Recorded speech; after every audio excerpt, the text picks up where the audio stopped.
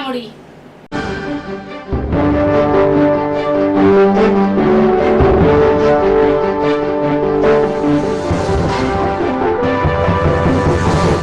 मंत्रिमंडळाच्या बहुप्रतीक्षित विस्तार काल संपन्न झाला। नागपुरातील राजभवनात दिमाखदार सोहळ्याचं आयोजन करण्यात आलं होतं। आजपासून हिवाळी अधिवेशनाला सुरुवात होत आहे। त्याच्या एक दिवस आधीच महायुतीचा मंत्रिमंडळ विस्तार करण्यात आला। महायुतीचं सरकार सत्तेवर आल्यानंतर 10 दिवसांनंतर मंत्रिमंडळ विस्तार संपन्न झाला आहे। राज्य मंत्रिमंडळाचा विस्तार करण्यात आला असून यामध्ये एकूण 39 मंत्र्यांनी शपथ घेतले। महाराष्ट्रात आजपासून गतिशील कारभार सुरू झाला आहे।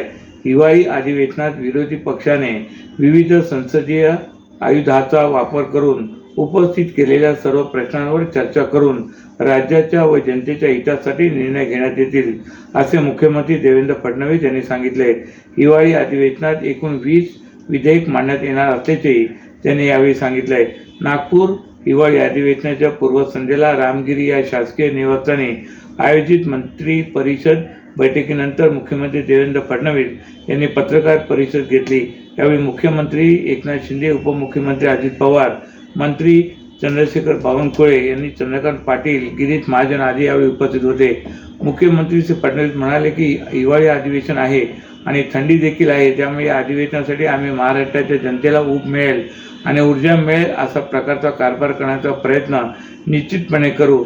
महाराष्ट्रामध्ये सामान्य माणसाला आणि विशेषतः विदर्भात अधिवेशन चालू असल्यामुळे विदर्भाच्या जनतेला देखील दिलासा देण्याचा प्रयत्न करण्यात येईल।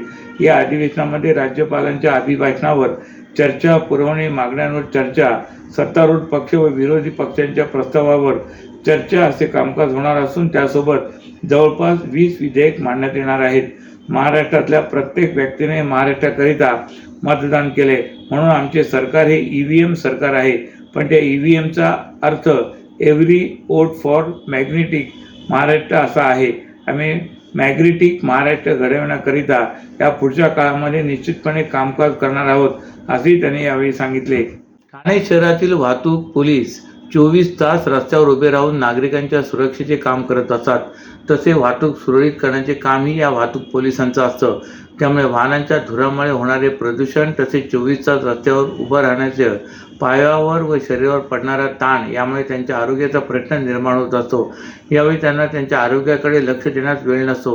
हीच बाब लक्षात घेऊन ॲक्युवेदा या संस्थेने वाहतूक पोलिसांच्या आरोग्याचा प्रश्न निकाली काढण्यासाठी पुढाकार घेतला असून ठाण्याच्या तीनाथ नाका येथील वाहतूक पोलीस उपायुक्त कार्यालयाच्या हॉलमध्ये ॲक्युवेदा संस्थेचे डॉक्टर यांनी वाहतूक पोलिसांना भेडसावणाऱ्या आजाराबाबत मार्गदर्शन केले। तसेच प्रदूषणामुळे होणाऱ्या विविध आजारामुळे तसेच सतत उभे राहण्याने पायावर पडणारा ताण यावर उपचार पद्धती कशा रीतीने करता येतात याचे प्रात्यक्षिके दाखवण्यात आली। यामध्ये योगा, ॲक्युपंक्चर, प्राणायाम, सकस आहार, शंख साधना आदी उपचार पद्धतींचा समावेश होता। हे शिबिर गेल्या 8 दिवसापासून सुरू असून या शिबिराचा ठाणे आयुक्तालय परिक्षेत्रातील सर्व वाहतूक पोलिसांनी लाभ घेतला आहे। प्रताप सरनाईक हे ओळा माजिवडा मतदारसंघातून सलग 4 वेळा आमदार म्हणून निवडून गेले असून नुकत्याच झालेल्या विधानसभा निवडणुकीत त्यांना 1 लाखाच्या वर मताधिक्य मिळाले होते। मूळचे वर्धा जिल्ह्याचे असलेले प्रताप सरनाईक हे गेले 3 वर्ष ओळा माजिवडा मतदारसंघाचे नेतृत्व करत आहेत। तर यावेळी देखील याच मतदारसंघातून 4थ्यांदा ते मोठ्या मताधिक्याने निवडून आले आहेत। 2008 साली त्यांनी राष्ट्रवादीला रामराम ठोकून त्यांनी शिवसेनेत प्रवेश केला। त्यानंतर शिवसेनेत उभी फूट पडल्यानंतर सरनाईक हे एकनाथ शिंदे यांच्या शिवसेनेसोबत गेले आणि शिंदे यांच्या शिवसेनेतून त्यांनी आता महायुतीच्या सरकारमध्ये शिवसेनेच्या कोट्यातून अखेर मंत्रिपदावर वर्णी लागली आहे। सरनाईक यांनी सन 1995 साली विद्यार्थी संघटनेच्या माध्यमातून आपल्या राजकीय प्रवासाला सुरुवात केली। सन 1996 साली ठाणे महापालिकेच्या शिक्षण मंडळ सदस्यपदी त्यांची निवड झाली। त्यानंतर सन 1992 ते 1997 या कालावधीत ते ठाणे परिवहन समितीचे सदस्य होते। सन 1997 ते 2008 या काळात सलग 3 वेळा ठाणे महापालिका नगरसेवक निवडून गेले। सन 2009 साली MMRDAच्या सदस्यपदी त्यांची निवड झाली। त्यानंतर शिवसेनेच्या तिकिटावर सन 2009 साली ओळा माजिवडा मतदारसंघातून पहिल्यांदा विधानसभेवर निवडून गेले। त्यानंतर सलग 3 वर्ष ते याच मतदारसंघातून आमदार म्हणून निवडून येत आहेत। त्यामुळे यंदा 4थ्यांदा निवडून आल्यानंतर त्यांना मंत्रिपदाची लॉटरी लागली असून त्यांची कॅबिनेट मंत्रीपदी वर्णी लागली आहे. महाराष्ट्रातील भगिनींना आधार देणारी राज्य शासनाची मुख्यमंत्री माझी लाडकी बहीण योजना. या योजनेअंतर्गत अल्प उत्पन्न गटातील 21 ते 65 वयोगटाच्या भगिनींना मिळणार दरमहा 1500 रुपयांची मदत. अर्ज करण्यासाठी 31 ऑगस्ट 2024 पर्यंत मुदतवाढ. कुटुंबाचं वार्षिक उत्पन्न 2.5 लाख रुपयांपेक्षा कमी असलेल्या महिला पात्र. कुटुंबाकडे पिवळं किंवा केशरी रेशन कार्ड असल्यास उत्पन्नाचा दाखला आवश्यक नाही. पांढरं रेशन कार्ड असेल किंवा रेशन कार्ड नसेल तर कुटुंबाचं वार्षिक उत्पन्न 2.5 लाखांपेक्षा कमी असल्याचा दाखला आवश्यक. योजनेसाठीचा ऑनलाईन अर्ज नारी शक्ती दूत ॲप वरून किंवा पोर्टलवर भरता येईल. ज्या भगिनींना ऑनलाईन अर्ज भरता येत नसेल त्यांच्यासाठी अंगणवाडी, ग्रामपंचायत, वॉर्ड ऑफिस, सेतू सुविधा केंद्रामध्ये किंवा आशाताई बचत गटाच्या CRP यांची मदत उपलब्ध. आता आपल्याला अभिमानानं म्हणता येईल, सुखी आणि सुरक्षित आहे माझी लाडकी बहीण.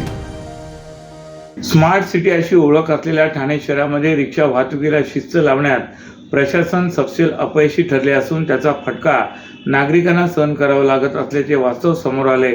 ठाणे स्थानक परिसरातील गावदेवी, गोखले रोड, बी कॅबिन परिसर अशा विविध भागांमध्ये रिक्षा चालकांची मुजोरी सुरू असल्याने नागरिक हवालदिल झाले आहेत. रिक्षाची मनमानी स्टँड आणि पार्किंगमुळे ठाणे स्टेशन रोड, दादा पाटीलवाडी, गोखले रोड, शिवाजीपथ येथे वाहतूक कोंडी वाढली आहे. विशेष म्हणजे वाहतूक पोलिसांच्या समोरूनच 4 प्रवासी भरून भरधाव वेगाने धावणाऱ्या रिक्षांमुळे पादचाऱ्यांची सुरक्षाही ऐरणीवर आली आहे. ठाणे स्थानक परिसरात रिक्षा चालकांची आरेरावी, वाहतूक नियोजनाचा अभाव आणि बेकायदा फेरीवाल्यांची मुजोरी यामुळे ठाणेकरांना वाहतूक कोंडीला सामोरे जावे लागत आहे.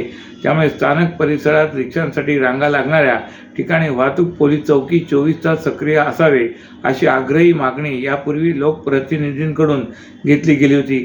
परंतु सध्या या भागांमधील पोलिसांचे प्रमाण कमी झाल्यामुळे रिक्षा चालकांची मुजोरीला मोकळी वाट मिळू लागली आहे. ठाणे स्थानकातून फलाट 1 वरून बी कॅबिन मार्गे गोखले रोडवरून येणाऱ्या प्रवाशांना येथील चौकातून केवळ वागळे स्टेज 16 नंबर आणि 22 नंबर रोड येथे जाणाऱ्या प्रवाशांना घेऊन जातात. त्यामुळे या भागातून इतरत्र जवळ जाणाऱ्या प्रवाशांची भाडे नाकारले जाते. काही दिवसांपूर्वी या भागातून TMTची बस सुरू करण्याचा प्रयत्न झाल्यानंतर येथे रिक्षा संघटनांकडून ही बस सेवा बंद करण्याचाही प्रयत्न झाला होता. त्यामुळे येथील रिक्षा चालकांच्या आरेरावीमुळे प्रवासी हैराण झाले आहेत. परभणी येथे डॉक्टर बाबासाहेब आंबेडकर यांच्या पुतळ्यावरील दगडफेक आणि संविधानाच्या प्रतिकृतीची विटंबना या निषेधार्थ आंदोलन करणाऱ्या सोमनाथ सूर्यवंशी या तरुणाचा पोलीस कोठडीत संशयास्पद मृत्यू झाला आहे. त्या निषेधार्थ विविध आंबेडकरी संघटनांच्या वतीने जिल्हाधिकारी कार्यालयासमोर जोरदार निदर्शने करण्यात आली. दरम्यान आंबेडकरवादी संघटनेच्या वतीने जिल्हाधिकारी कार्यालय ते तहसील कार्यालय अशी निषेध रॅली काढण्यात आली होती.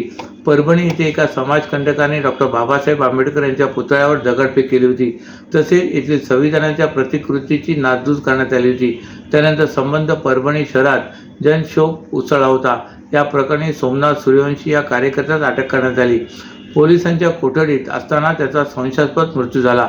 हा मृत्यू नैसर्गिक नसून त्याला ठार मारण्यात आले असल्याचा आरोप करीत पीपल्स रिपब्लिकन पक्षाचे प्रदेश उपाध्यक्ष राजाभाऊ चव्हाण, ज्येष्ठ सामाजिक कार्यकर्ते आबासाहेब चासकर, PRPचे जिल्हा महासचिव शंकर जमनाडे, PRPच्या महिला अध्यक्षा मीनाताई आलिंग, संदीप खांबे, प्रमोद इंगळे यांच्या नेतृत्वाखाली जिल्हाधिकारी कार्यालयासमोर जोरदार निदर्शने करण्यात आली. यावेळी कार्यकर्त्यांनी पोलिसांच्या कारभाराविरोधात जोरदार घोषणाबाजी केली. या प्रसंगी राजाभाऊ चव्हाण यांनी सोमनाथ सूर्यवंशी यांचा नैसर्गिक मृत्यू झालेला नसून तो अनैसर्गिक मृत्यू आहे. पोलिसी मारहाणीमुळे सोमनाथ दगावलाय. याची चौकशी करून पोलीस अधीक्षक, वरिष्ठ पोलीस निरीक्षक आणि तपासी अंमलदार यांना बडतर्फ करावे. पुतळ्यावर दगडफेक करणाऱ्यांमागील मास्टर माइंडचा शोध घ्यावा, अन्यथा हे आंदोलन अधिक तीव्र करण्यात येईल असा इशारा दिला आहे.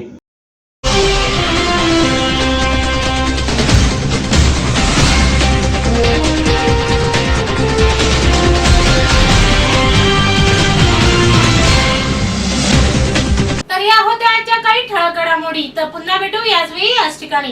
ठाणे दर्पण या वृत्तवाहिनीचे प्रसारण YouTube वर पाहायला विसरू नका.